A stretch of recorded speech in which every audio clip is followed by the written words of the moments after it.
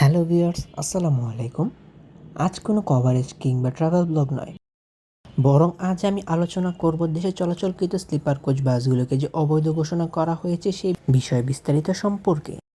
আর ঘোষণাকৃত অবৈধ এই sleeper coach বাসগুলোকে বন্ধ করাই মূল সমস্যার সমাধান, নাকি আরও কিছু করা যেতে পারে সেই বিষয় সম্পর্কে এই ডকুমেন্টারি ভিডিওতে কিছু ধারণা দেওয়ার চেষ্টা করব। সম্পূর্ণ এই ডকুমেন্টারি ভিডিওটি নিয়ে আমি আপনার সাথে রয়েছি শামীম আলম। অন্যান্য দেশগুলোর তুলনায় বাংলাদেশের পরিস্থিতি, পরিবেশ, ইনফ্যাক্ট পরিবহন ব্যবস্থাটাও কিন্তু বেশ ভিন্ন। বাংলাদেশে কোনো গাড়ির চেসিস তৈরি করা হয় না, তৈরি করা হয় চেসিসের উপর বডি। বাংলাদেশে বডি বিল্ডার ওয়ার্কশপগুলো নন এসি, এসি এবং বিভিন্ন টাইপের বডি বানাতে বেশ দক্ষ ও পারদর্শী। তবে আমাদের দেশে পরিবহন জগতে স্লিপার কোচ নামটা 2014 সালে গ্রিনল্যান্ডের হাত ধরে হলেও কিন্তু এর বিস্তারটা একটু একটু করে বাড়লেও 2020 সালের মহামারী করোনা ভাইরাসের মতন স্লিপার কোচ বাসগুলো তার বিস্তার বৃদ্ধি শুরু করে, যার সংখ্যা 2026 সালে এসে প্রায় হাজার ছুঁই ছুঁই। লাস্ট কিছুদিন আগে বেঙ্গল পরিবহন স্লিপার কোচ পাশাপাশি ইউনিক সার্ভিসের একটি অ্যাক্সিডেন্টের মাধ্যমেই কিন্তু স্লিপার কোচ নিয়ে নানা মতবাদ ও লেখালেখি নেট দুনিয়ায় বেশ ভালো রকমের ঝড় সৃষ্টি করছে। দেশের কিছু সংখ্যক জনগণ বাস লাভার ও বিআরটি পাশাপাশি সড়ক প্রশাসন এর বিপক্ষে থাকলেও স্লিপার কোচের স্টাফ ও গ্যারেজ মালিকরা এর পক্ষে। তবে আইনের বিপরীতে গিয়ে বৈধ বলা এই বাসগুলো কি আসলে নিরাপদ, নাকি স্লিপার কোচ বাস বন্ধ করে আসল সমাধান? এইসব বিস্তারিত বিষয় নিয়ে থাকছে আজকের এই প্রতিবেদনমূলক ভিডিওটি। প্রথমে আমরা একটু জেনে আসি একটি নিরাপদ বাসের বডি নির্মাণ করার জন্য কী কী বিষয় সম্পর্কে বেশি গুরুত্ব দিতে হবে। ফার্স্ট অফ অল, একটি বাসের বডি এবং সুন্দর পেইন্ট স্কিমই কিন্তু একটি বাসের নিরাপত্তা ডিফাইন করে না। একটা বাসের chassis, weight, length, height, capacity, engine capacity, centre of gravity এইগুলো মেনটেন করতে কতটা সক্ষম তার উপর ডিপেন্ড করে কিন্তু বাসের বডি বানানো হয়। ইন্টারন্যাশনাল রুলস অনুযায়ী এইসব দিকগুলো ফলো করেই কিন্তু একটি বাসের চেসিসের উপর বাসের বডি নির্মাণ করা হয়ে থাকে। বাট বাংলাদেশে বাস বডি বিল্ডার্সরা এটাকে কতটা মান্য করে সে সম্পর্কে আমার কোনো আইডিয়া নেই। সরি টু সে, বাংলাদেশে কিন্তু ভারতীয় অশোক লেল্যান্ড ব্র্যান্ডের সবচেয়ে নিম্নমানের চেসিসগুলি আমদানি করা হয়। ভারতীয় ব্র্যান্ড অশোক লেল্যান্ড 12 ইডিসি এবং সিআরএস এর তুলনায় ভালো ভালো মডেলের আরও অনেক বাস ইন্ডিয়াতে চলাচল করছে। ভারতীয় অশোক লেল্যান্ড 12 ইডিসি এবং সিআরএস পাশাপাশি ভারতীয় অশোক লেল্যান্ড B181, যাকে বর্তমান অশোক লেল্যান্ড ইগল 180 প্রাইম নামে অভিহিত করা হয়, এই বাসগুলোতে শুধুমাত্র এয়ার সাসপেনশনে ব্যবহার করা হয়ে থাকে। এই বাসগুলোকে মালিক পক্ষরা স্লিপার কোচের জন্য আদর্শ ও পারফেক্ট আইডল চেসিস হিসেবে জেনে থাকে। টু বি অনেস্ট, বর্তমানে বাস মালিকরা তাদের বাসগুলোকে কীভাবে মেনটেন করতে হয় সেই বিষয় সম্পর্কে 0% আইডিয়াও রাখে না। ডিলারের থেকে চেসিস সংগ্রহ করে, বডি বিল্ডার্স থেকে বডি নির্মাণ করে, ধুমসে সার্ভিস দিতে থাকে এই বাসগুলো দিয়ে। তবে এই বাসগুলোর প্রতি তাদের কোনো প্রকার জিরো মেনটেনেন্সের চিন্তা নেই। অন্যদিকে বাংলাদেশে আমদানিকৃত কমপ্লিটলি বিল্ড ইউনিট মানে সিবিইউ বাসগুলো নিয়ে কিন্তু বাংলাদেশের বাস মালিকের তেমন কোনো মাতামাতি নেই, কারণ এসব বাসগুলোর প্রাইস কিন্তু প্রায় 2 কোটি টাকারও বেশি হয়। বিশ্বাস না করেন আর করেন, খবর নিয়ে দেখবেন যে একজন কৃষকও কিন্তু একটা স্লিপার কোচ বাসের মালিক। মানে আপনার পকেটে কিছু টাকা আছে মানে আপনি একটি স্লিপার কোচের মালিক হতে পারবেন, এতে কোনো প্রকার সন্দেহ নেই। আর বর্তমানে বাংলাদেশের বাস মালিকদের একটা টেন্ডেন্সি রয়েছে, যারা একটি ব্যানার খুলেছে নিজেদের একটি বাস দিয়ে, পরবর্তীতে বিভিন্ন স্থান থেকে ভাড়ায় বাস এনে কিন্তু তাদের বহরে পরিচালিত করছে। এবং এসব কিছু কারণে একজন কৃষকও বাস কিনে এসব ব্যানারগুলিতে সার্ভিস প্রদান করাতে বেশ সাহস পায়। শুধুমাত্র অশোক লেল্যান্ড নয়, ভারতীয় ব্র্যান্ড আইচার ও টাটার পাশাপাশি ভারত থেকে আমদানি করা মার্সিডিজ বেঞ্জের বাসগুলোর উপরও কিন্তু বাস মালিকরা সুট ক্লাস স্লিপার কোচ কিংবা স্লিপার কোচ বাস নির্মাণ করার ক্ষেত্রে এসব চেসিসগুলোকে আদর্শবান চেসিস হিসেবে ধরে থাকে। অশোক লেল্যান্ড B181, 12 ইডিসি এবং সিআরএস ভার্সন চেসিসগুলোর উপর এখন পর্যন্ত যেসব চেয়ার কোচ বাস নির্মাণ করা হয়েছে তাদের অ্যাক্সিডেন্ট রেটগুলো যদি আমরা একটু কাউন্ট করতে যাই, তবে আমার মনে হবে যে খুব কম পরিমাণে অ্যাক্সিডেন্ট হয়েছে এসব বাসগুলোর উপর। কারণ এসব বাসগুলোর উপর হাইট, লেন্থ, ওয়েট অনেকটাই কমে আসে, যার জন্য এই বাসগুলোর সেন্টার অফ গ্র্যাভিটি অনেকটা পারফেক্ট থাকে। বাংলাদেশের যেসব স্লিপার কোচ বাসগুলো নির্মিত হয়েছে সেগুলোর মধ্যে প্রায় 90% বাসে কিন্তু নির্মাণ করা হয়েছে অশোক লেল্যান্ড, আইচার এবং টাটা ব্র্যান্ডের চেসিসের উপর। বাকি কিছু সংখ্যক বাসকে নির্মাণ করা হয়েছে মার্সিডিজ বেঞ্জ এবং স্ক্যানিয়া পাশাপাশি হাইকার মডেলের চেসিসের উপর।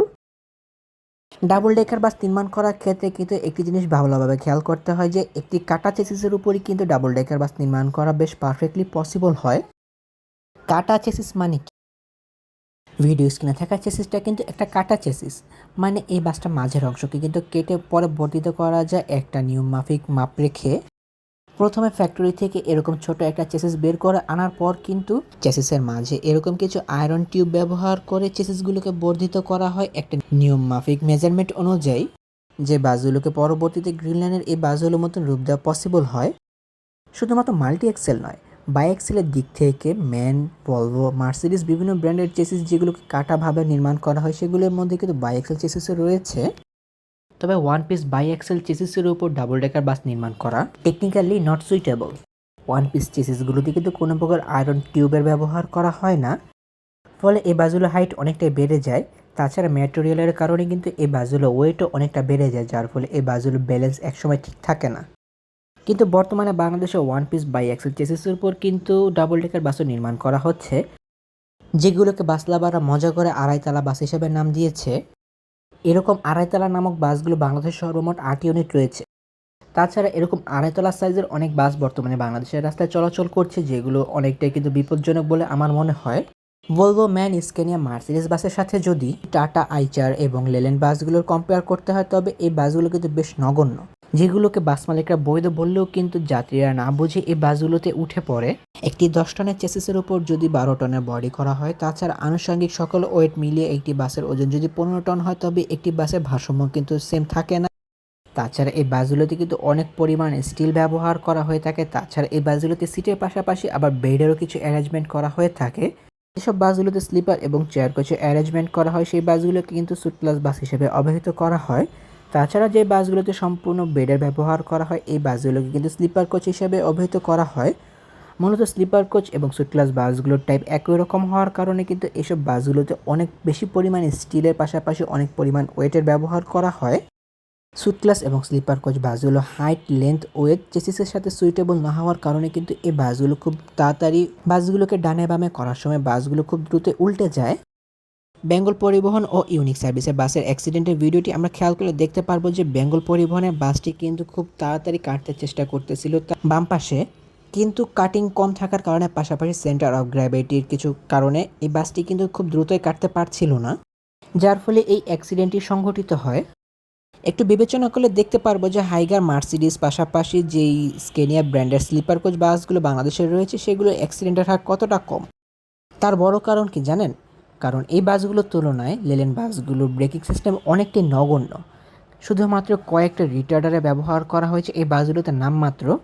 তাছাড়া এই বাসগুলো রিটার্ডার প্রসঙ্গে বলতে গেলে এই বাসগুলো রিটার্ডার এতটাই বাজে যে অন্যান্য ব্র্যান্ডের বাসগুলো যেখানে রিটার্ডার ব্যবহার করার সাথে সাথে গাড়িগুলো থেমে যেতে বাধ্য, এই বাসগুলো রিটার্ডারগুলো কিন্তু তেমন কোনো কাজেরই নয়।